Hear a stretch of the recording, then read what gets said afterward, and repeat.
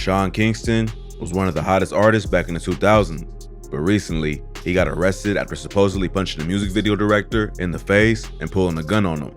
Let's get right into what happened. On Saturday, November 13th, TMZ reported that a music video director named Godlike filed a police report saying Sean Kingston assaulted him earlier this month. He was living with Kingston in LA for the last few months, helping him film music videos and social media content. Around 2 a.m. on November 5th, the director claims Kingston asked him to shoot some footage, but his phone was dead at the time and he couldn't get the shots that Kingston wanted. This allegedly got the director punched in the face and dragged into a hallway. Sean then pulled out a gun and threatened him, making him pack his things and get out. Godlike says that he suffered minor injuries to his face during the attack, and the LAPD confirmed he filed a police report for the alleged assault. TMZ put out photos of his injuries, showing minor cuts and swelling, but nothing too serious. Kingston hasn't responded to the accusations or gave his side of the story. It's hard to think that he just punched the director in the face and kicked him out because his phone was dead at 2 a.m., unless there's more to the story that ain't been reported. At one point, Sean Kingston was one of hip-hop's biggest stars.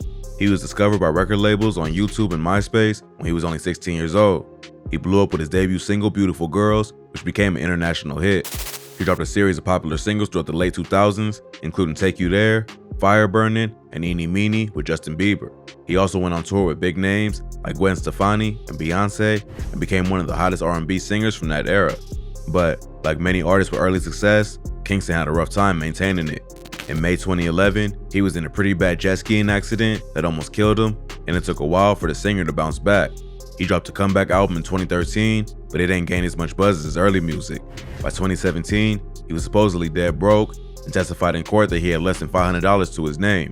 He got sued by his former lawyer for unpaid legal bills and had to show bank records, proving that he only had a few $100s of cash, and revealed he was living with his mom in LA with no property or cars in his name. To make matters worse, Kingston started getting sued by jewelers who claimed he owed them money. In 2015, he got sued by Ivy the jeweler for $356,000 after not paying for multiple high-end watches. Then, he was sued in 2018 by NYC jeweler Aquamaster in order to cash out over $300K after failing to pay for 9 pieces of jewelry. So, on top of his financial problems, Kingston was racking up serious legal bills too.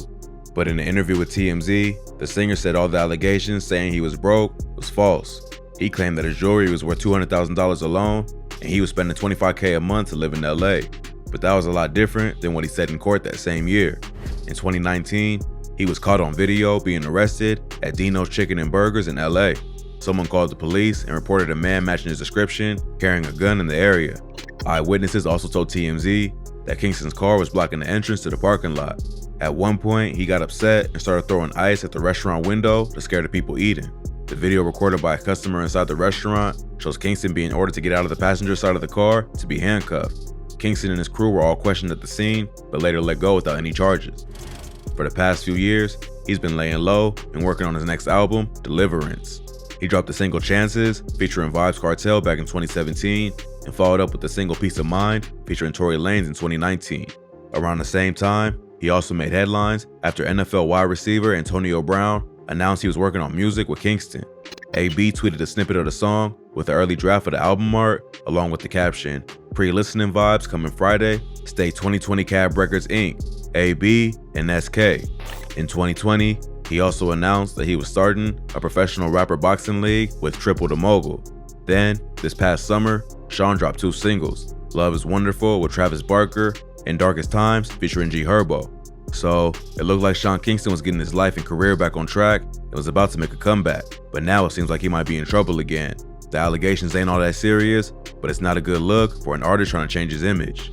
Kingston's not a convicted felon, so as long as the gun was properly registered, he'll likely settle outside of court. But the singer hasn't gave his side of the story, so it's unclear what happened. Some details from the victim's story also don't add up. Why was Sean Kingston trying to film something at 2 a.m.? And why didn't the director have a real camera instead of using his phone? Sounds like there's more to the story that's not being told, but it's tough to know what happened until Kingston makes a statement. This story is still unfolding, so stay posted for updates.